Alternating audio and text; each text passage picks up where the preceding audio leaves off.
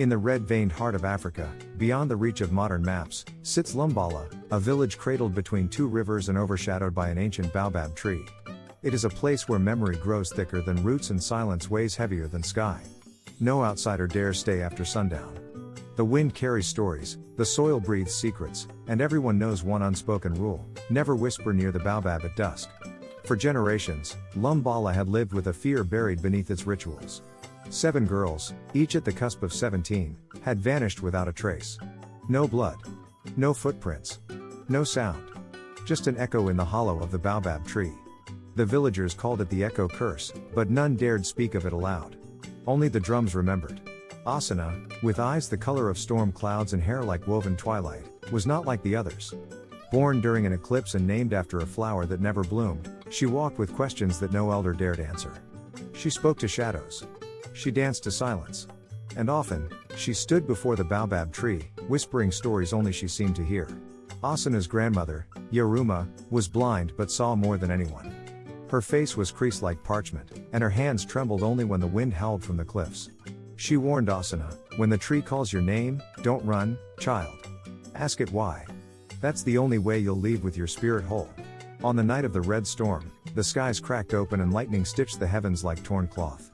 For the first time in 80 years, the baobab tree bloomed. But the petals weren't white or pink, they were black as coal, thick with dew that smelled of old rain and burnt hair. The entire village froze. And that morning, Asana was gone. Asana awoke in darkness, not the kind that blinds, but the kind that remembers.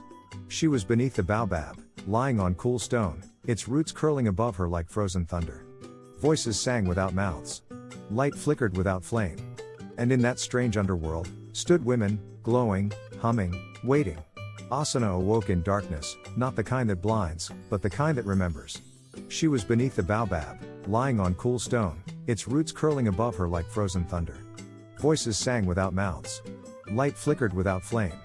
And in that strange underworld, stood women, glowing, humming, waiting. The women told her the truth. During a war centuries ago, Lumbala's seers had seen destruction coming.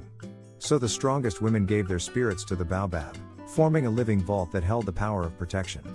But the men who remained rewrote the tale as a curse, silencing what they feared, forgetting what had saved them. One of the spirits stepped forward. She wore a necklace of cowrie shells and a scar across her brow. "I am Nyal, your mother. They never told you how I vanished. But I walked into the roots willingly, to complete the ritual they tried to bury. I have waited 17 years. For your heartbeat to return mine." Asana was told she must perform the ritual of remembering, a dance of earth and fire, memory and rhythm. It required her to beat the names of the 7 vanished women into a drum carved from baobab bark. Each beat would reopen what had been sealed. But each beat would cost her a piece of herself.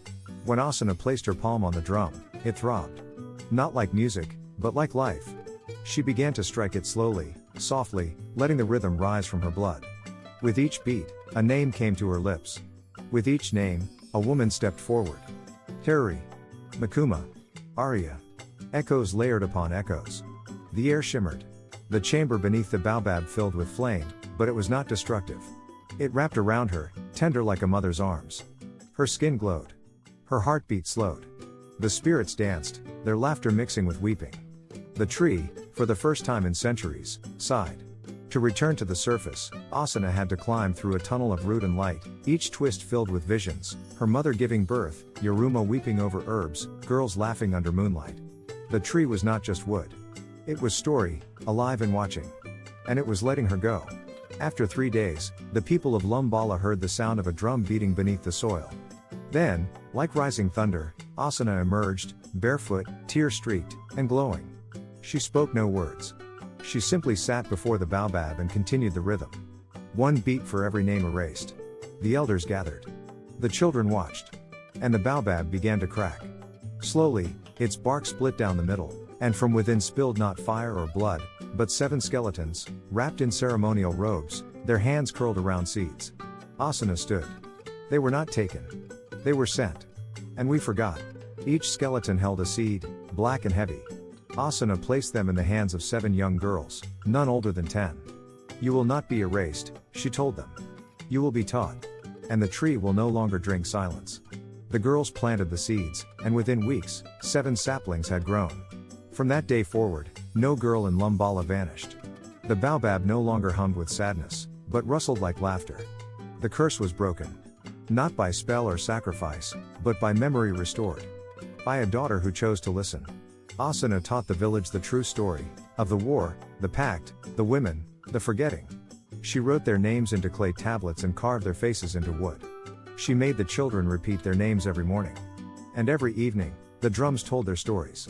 The village elders, many of whom had kept the truth hidden, came to Asuna in tears. We thought we were protecting them by forgetting, they said. But in silence, we lost ourselves. Asuna forgave them, not because they deserved it, but because peace could not grow in anger.